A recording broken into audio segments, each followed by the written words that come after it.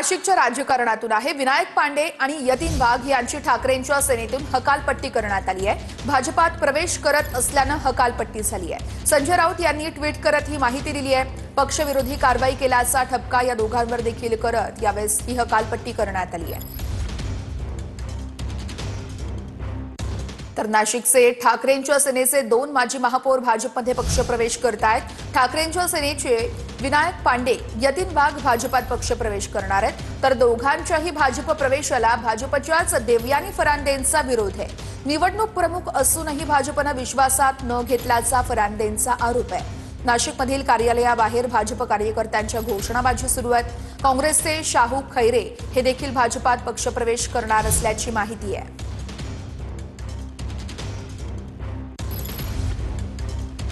नाशिकमध्ये ठाकरेंच्या शिवसेनेचे माजी महापौर विनायक पांडेंसह यतीन वाघ भाजपात पक्षप्रवेश करणार आहेत। काँग्रेसचे गटनेते शाहू खैरे हे मंत्री गिरीश महाजन यांच्या उपस्थितीत पक्षप्रवेश करणार आहेत। विनायक पांडे हे उद्धव ठाकरेंचे अत्यंत विश्वासू मानले जातात।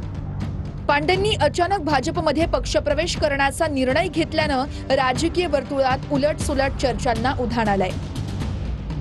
फरांदेंनी सोशल मीडियावरती पोस्ट लिहून पक्षप्रवेशाला विरोध दर्शवलाय। भाजप प्रवेशाला देवयानी फरांदेंचा मात्र विरोध आहे। प्रभाग क्रमांक 13 मध्ये होणाऱ्या आजच्या पक्षप्रवेशाला माझा स्पष्ट विरोध आहे।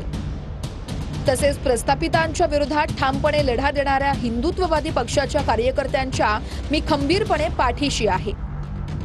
सदर विषयाबाबत निवडणूक प्रमुख म्हणून मला कोणतीही विचारणा करण्यात आलेली नाहीये। जय श्रीराम। नाशिकमधील कार्यालयाबाहेर भाजप कार्यकर्ते आता घोषणाबाजी देत आहेत।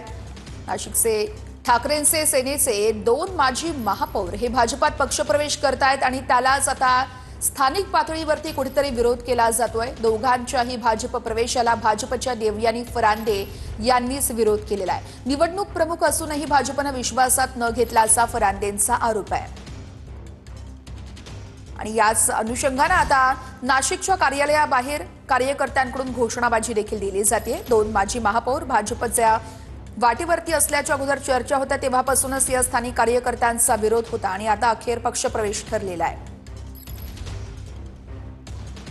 पंचवार्षिकला तिकिटासाठी भांडावं लागलं, तेव्हाही तिकीट कापलं, तेव्हाही माझ्या मुलाचं तिकीट कापलं आणि त्या रागात मी माझं तिकीट फाडून फेकून दिलं।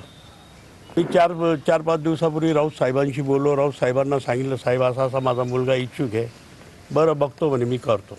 त्यांचा रिप्लाय काही आला नाही। म्हणून जर अशा पद्धतीने जर एवढ्या सिनियर कार्यकर्त्याला जर अशी वागणूक मिळत असेल तर म्हणून मी आज निर्णय घेऊन टाकला का बाबा भारतीय जनता पार्टीत जायचं आणि प्रवेश करायचा। दुसरीकडे नाशिकचे माजी महापौर हे पक्ष सोडून जात आहेत। जाऊ द्या, कालपर्यंत ते दुपारी 1 वाजेपर्यंत नाचत होते युती झाली म्हणून ठाकरे। नाही काहीच नाही ना, म्हणजे मला पण आश्चर्य वाटतंय की काल दुपारपर्यंत ते गुलाल उधळत, भगवा हवेत फिरवत, शिवसेना मनसेची युती झाली म्हणून जल्लोष करत होते हे लोक। कसा विश्वास ठेवायचा कोणावर?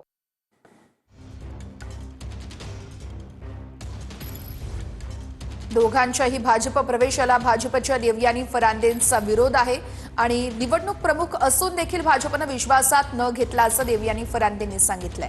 ही 2 दृश्य आपण बघत आहोत। प्रस्थापितांच्या विरोधात ठामपणे लढा देणार असा पवित्रा देवयानी फरांदेंनी घेतलेला आहे। तर दुसरीकडे विरोध दर्शवण्यासाठी भाजप पदाधिकाऱ्यांची घोषणाबाजी देखील सुरू आहे। नाशिकमध्ये राजकीय समीकरणं त्यामुळे पुन्हा एकदा बदलू शकतात। भारतीय जनता पक्षाच्या बाहेर असा असंतोष का झालाय?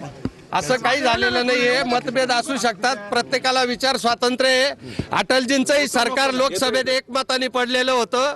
शेवटी राजकारणात डोक्याला जेवढी किंमत आहे तितकी डोक्यांनाही किंमत असते। कार्यकर्त्यांच्या भावना आहे, कार्यकर्ते व्यक्त करणार ते पक्ष योग्य निर्णय घेईल।